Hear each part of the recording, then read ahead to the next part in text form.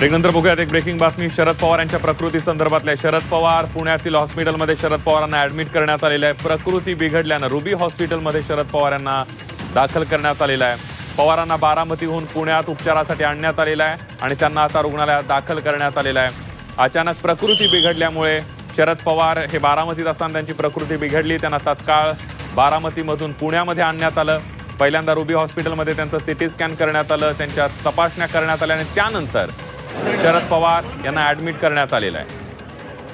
अधिक माहितीसाठी जाऊया थेट पुण्याला। आपले प्रतिनिधी चंद्रकांत फुंदे आपल्या सोबत आहेत। चंद्रकांत, होय, शरद पवारांना ऍडमिट केले, त्यांना ऑक्सिजन लावलाय कारण त्यांना श्वासोच्छ्वास घ्यायला त्रास होतो, छातीत कप झालेला आहे। सिटी स्कॅनच्या रिपोर्टनुसार डॉक्टरांनी त्यांना 24 तासासाठी तरी सध्या प्रायमरी लेवलला ऍडमिट करायला सांगितलेलं आहे। त्यानुसार त्यांनी ऍडमिट पण केले आणि 24 तासानंतर मग पुढे आणखीन कंटिन्यू ठेवायचं का जास्त आणखीन घ्यायचे की पुन्हा घरी सोडायचे हे नंतर 24 तासाचा निर्णय घेतो। पण आता तरी आजची रात्र शरद पवार हे रुबी हॉल क्लिनिक मध्येच ऍडमिट असतील।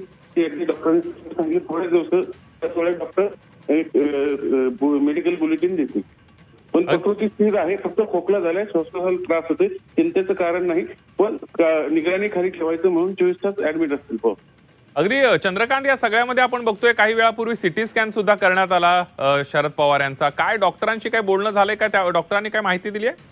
हो, त्या सिटी स्कॅनच्या रिपोर्टनुसारच त्यांना ऍडमिट करण्याचा सल्ला दिलाय डॉक्टरांनी आणि त्यानुसार ऍडमिट पण केलंय तिथं आणि त्यांना ऑक्सिजन पण लावलंय श्वासोच्छ्वासाला त्रास होऊ नये म्हणून। बाकी तब्येत नॉर्मल आहे, पण छातीत कप झालेला आहे कारण खोकला येतोय। 4-5 दिवस झाले सारखे लोकांना भेटत होते, हे सगळे अजित पवार खाली जाण्यामुळे लोकांचा संपर्क वाढला, त्यामुळे इन्फेक्शन झाले की काय व्हायरल इन्फेक्शन हे सगळं नंतर त्यानुसार डॉक्टर ट्रीटमेंट करतील। पण आता तरी ते डॉक्टरांची निगराणी खाली आहेत, त्यांना ऑक्सिजन लावलेला आहे आणि ते ऍडमिट आहेत रुबी हॉलमध्ये। पुढचे 24 तास ते रुबी हॉलमध्येच असतील आणि त्यानंतर मग जर बरं वाटलं तर मग कदाचित त्यांना पुन्हा घरी सोडून दिलं जाईल पुढे ट्रीटमेंट नसतं। अगदी चंद्रकांत, धन्यवाद दिलेल्या सविस्तर माहितीबद्दल। शरद पवार यांच्या सगळ्या प्रकृती संदर्भातले अपडेट तुमच्याकडून घेत राहणार आहोत। तुर्तास धन्यवाद दिलेल्या सविस्तर माहितीबद्दल। आपण बघतोय शरद पवारांची प्रकृती बिघडली आहे, रुबी हॉस्पिटलमध्ये त्यांच्यावर उपचार सुरू करण्यात आले।